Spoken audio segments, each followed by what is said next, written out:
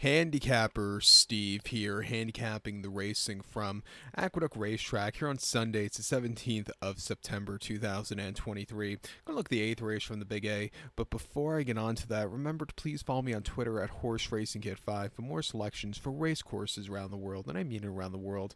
Let's look at the 8th from Belmont Big A, which is an allowance optional claimer purse $102,000, race for 3-year-olds and upwards, never won $18,000 twice, and the main claim starter, stateable allowance race, which never won 3 races. Optional claim price $62,500. We have a field of 7 horses taking a stroll around the Aqueduct main track, the distance of ground of 1,800 meters, or 1 lap around, which is a mile and 1/8 in circumference. Gonna take a shot with the 7-horse Constitution Lawyer as a top selection. 7-4-5-3 in the superfecta. 7-4-5-3 super, top selection 7-horse Constitution Lawyer. This 4-year-old gelding by Constitution here, Ray Handel trains. Dylan Davis had a very good Saturday at Woodbine, gets the mount. The horse's most recent outing came the 21st July at Saratoga, off of 2-month refreshing, a mile and 1/8 and off 6-2 claimer. He finished 6th by 19 quarter lengths. Those allowance races at Saratoga come up very tough. He was just facing very tough competition. He didn't get out of the gate so clearly. He was wide, and on a very tiring final furlong, tiring track, he just wasn't really getting going. Back to Aqueduct, where he's run very well in the past, being a little bit more forwardly paced from wide poster. If Dylan's aggressive with this horse, I think this horse goes a long way, and I think he get the job done. He was aggressive with the race on the 21st of May at Belmont. Mile 16th off the turf on a good main track, and allowance race 92,000. He won by a head. Dylan was very aggressive. He was a little bit wide, but he got to the front end. He stalked. He got the lead. He quickened up nicely, and he gamed it out to the wire. A very good race for this horse's first win in a year and a half. Prior to that, he ran on the turf at Aqueduct on the 7th of April. A mile allowance race 82,000. Finished 5th by 5 1/4 lengths. A very tough allowance race. Easter, won on Good Friday. Went on to have a decent season so far. This horse was just wide and just probably need the race there. And then prior to that, late November at Aqueduct, mile 3 race and allowance race 90,000. He finished 3rd by length that day. He stalked. He needed something more late, but he ran his heart out with a longer trip, and then he ran last year's Hill Prince over the mile and 1/8 here at Aqueduct. He finished 5th by 3 3/4 lengths that day. He wanted to go. Dylan Davis had a strong hold on him, which probably cost him the victory there. And last September, going a mile 3 8 an allowance race, first time older horses. He finished 4th by 3 lengths. Again, the winner, Shoddy, just really took off clear. This horse just wasn't getting him there. He was on the early Derby trail in 2022. He ran the Withers, where he didn't do a lot of running at 5-1. He finished 11th by 4 2 lengths, tired completely. Came back to running the very tough Jeff Ruby Stakes, which, if you go through the format of that race in 2022 at Turfway, a lot of those horses have come out to run some good races. Tisdebon one had a good race, good year. 20 Point finished 2nd, is turning out to be a decent horse. Rich Dyke finished 3rd, went on to win the Derby, and if I go so on and so on, a lot of good horses came out of that race. This horse just didn't show anything there. He came back to a decent 4th at Belmont in June of 2022 after that. But he's won once on this track. He broke his mane here in January 2022. January 2nd to be exact, going a mile and 1/8.